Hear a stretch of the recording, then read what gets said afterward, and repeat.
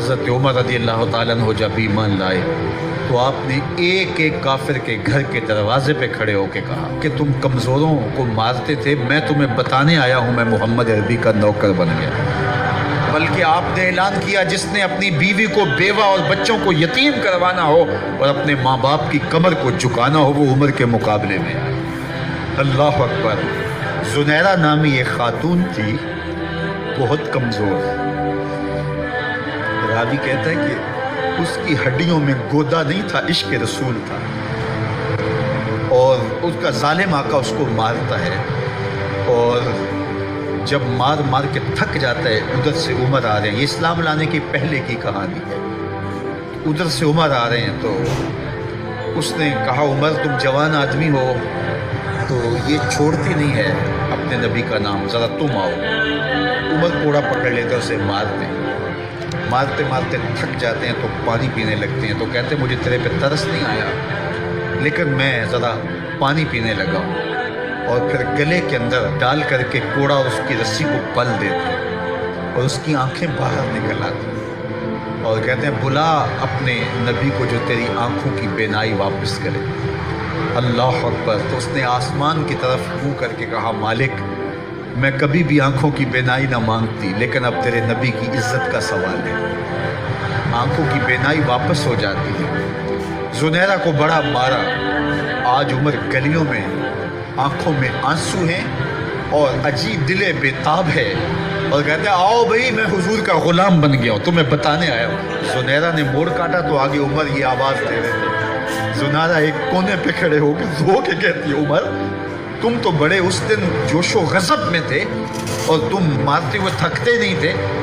عمر نے کہا زنیرہ اس دن میں نے دیکھا نہیں تھا، اب میں محمد عربی کو دیکھ آیا ہوں۔ جنہ ویکھیا نہیں ہو کرن گلاں، جنہ ویکھیا نہیں ہو کرن گلاں، جنہ ویکھیا ہو تے بول دے، جڑے محرم راز حقیقت دے اور راز حقیقت کھول دے۔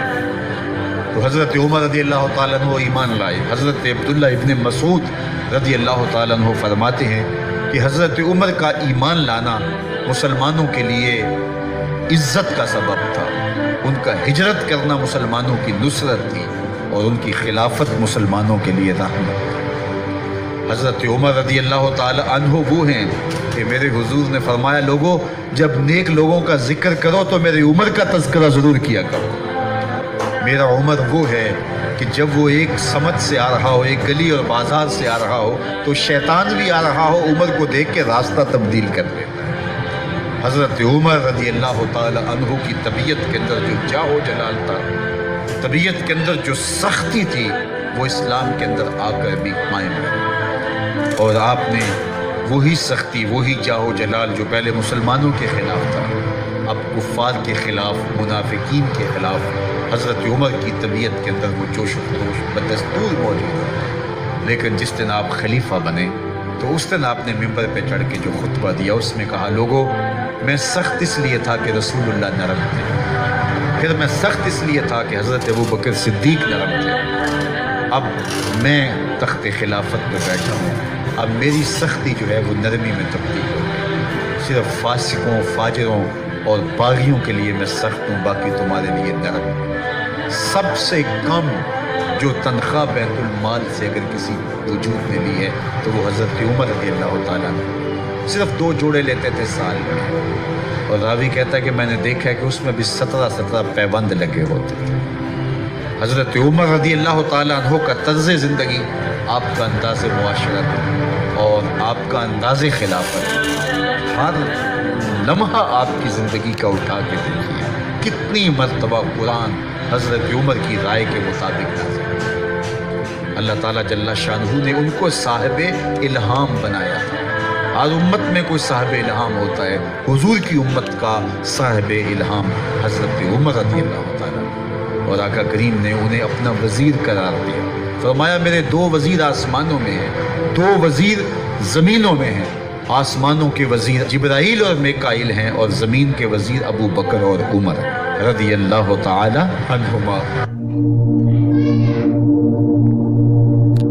ایک دن حضرت عمر بیٹھ کے رو رہے تھے تو کسی نے کہا حضرت رو کیوں رہے ہیں؟ فرمایا کہ میں اس لیے رو رہا ہوں کہ فلاں پل سے بکریاں گزری ہیں، تو پل کے اندر شکستگی تھی، ٹوٹا ہوا تھا پل درمیان میں، اس میں ایک بکری کی ٹانگ ٹوٹ گئی ہے۔ تو میں ڈرتا ہوں کہ میرا رب یہ نہ پوچھے کہ عمر تو نے پل صحیح تعمیر نہیں کروائے تھے کہ ایک بکری کی ٹانگ کیوں ٹوٹی ہے۔ یہ ہے حضرت عمر رضی اللہ تعالی عنہ۔ اللہ اکبر۔ تو اللہ تعالیٰ جل شانہ نے حضرت سیدنا عمر بن خطاب رضی اللہ تعالیٰ عنہ سے جو کام لیا، مختصر دور خلافت کے اندر 10 سال 6 ماہ 4 دن آپ نے خلافت فرمائی ہے، لیکن کہاں سے چلے اور یہاں مکران تک، بلوچستان کا حصہ ہے، یہاں تک آپ کی سلطنت کی حدود وسیع، ادھر آرمینیا تک جا پہنچے، حمص فتح کیا، قادسیہ، یرموک۔ آپ ذرا دیکھیے کہ کہاں تک آپ کی فوجوں کے گھوڑے دوڑتے رہے، اور اللہ تعالیٰ جل شانہ نے ان کو جو توانائی، عدل و انصاف کی قوت عطا فرمائی۔